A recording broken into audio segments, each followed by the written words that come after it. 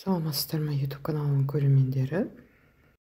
Бүгін сіздермен духовкада нан жазу тәсілімен бөліскім келіп жатыр. Лайк басып тіркеліп отырыңыздар. Сонымен бізге сүт, ұн, май, сары май, су, тұз, шекер, дрожж керек. Осыдан біз жұмсақ қамыр жасап аламыз. Жылы сүт, жылы су, дрожж, шекер, тұз барлығын араластырып, ергенше араластырамыз. Үстіне май құямыз қазір. Осыдан ұнымызды еліктен өткізе отырып, жұмсақ қамыр елейтін боламыз. Бұны духовкаға жабамыз біз.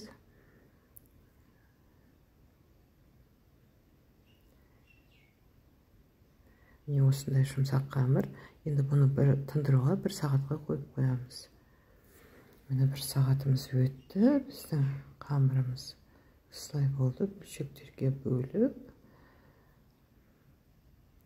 кішкене күлшелер жасап, 1-10 минутқа тындырып қоямыз. Сосын осылай жасаймыз. Жиегін шымшып отырып өрнек саламыз. Көтерілуге тағы да 1-10 минутқа қойып қоямыз.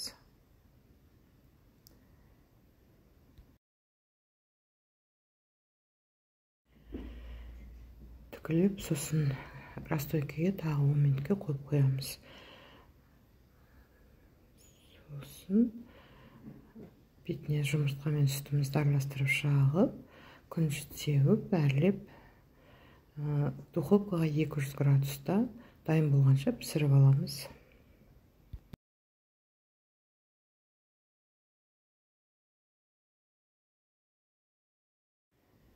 Міне біздің нандарымыз пісіп шықты. Бұл 30 минутта пісті, 200 градуста 30 минутта. Сіздермен бірге болған Лейла. Видео ұнаса, лайк басып тіркеліп отырыңыздар.